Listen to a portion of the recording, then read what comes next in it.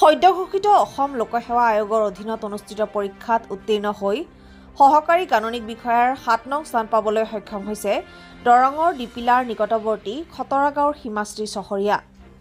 খতৰা গাঁৱৰ প্ৰয়াত অৰবিন্দ চহৰীয়া আৰু নিৰুপমা চহৰীয়াৰ কন্যা হিমাশ্ৰী চহৰীয়াৰ এনে সফলতাত উৎফুল্লিত হৈ পৰিছে বৃহত্তৰ অঞ্চলটোৰ ৰাইজ।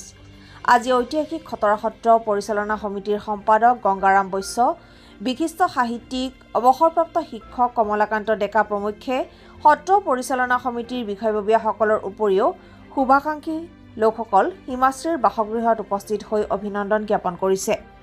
উল্লেখযোগ্য যে অসম লোকসেৱা আয়োগৰ অধীনত অনুষ্ঠিত উক্ত পৰীক্ষাৰ ফলাফল ঘোষণাৰ আগমুহূৰ্তলৈকে হিমাশ্ৰী চহৰীয়াই BSc নাৰ্ছিং হিচাপে মঙলদৈ অসামৰিক চিকিৎসালয়ত কৰ্মৰত হৈ আছিল। দেওমৰ্ণৰ পৰা Nabajit Sarma report, North East Live today.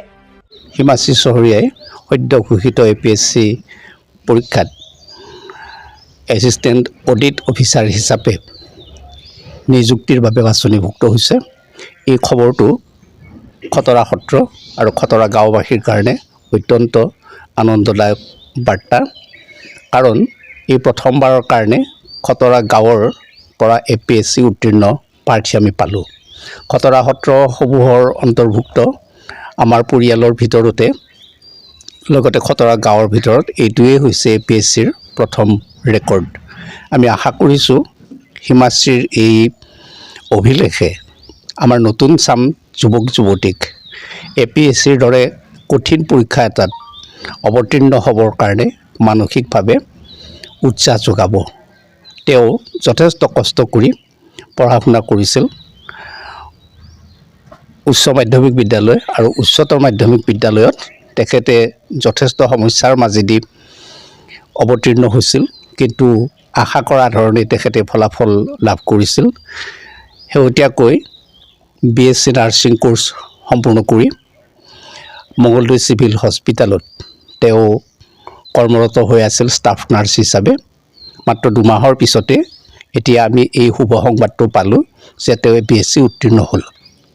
এই খবৰটো পাই আমি গোটেই সত্ৰবাসী লগতে খতৰা গাঁওবাসী আনন্দিত হৈছোঁ। এইকাৰণেই যে আমাৰ গাঁৱৰ কাৰণে তেখেতে এটা ৰেকৰ্ড স্থাপন কৰিলে।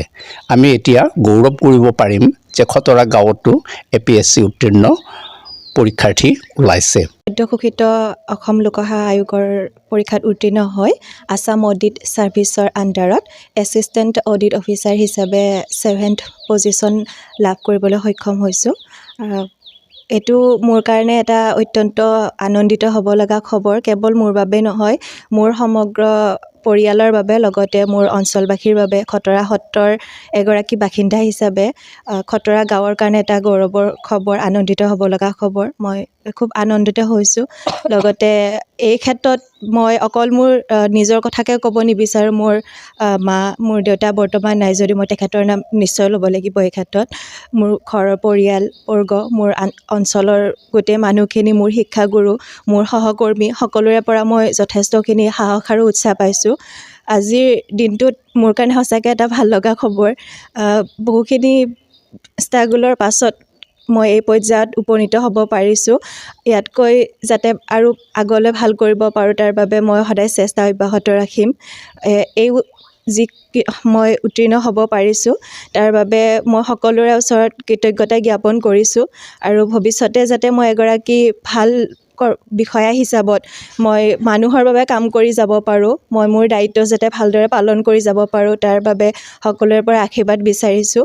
আৰু মই মোৰ নিজৰ কৰ্ম সদায় ভালদৰে পালন কৰি যাবলৈ সদায় চেষ্টা কৰিম।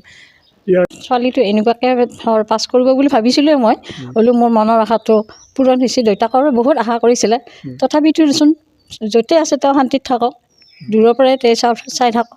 মোৰ ভাল লাগিছে, বহুত ভাল লাগিছে। পঢ়া শুনাত কেনেকুৱা আছিল সৰুতে? পঢ়া শুনাত আগৰ পৰাই ভাল।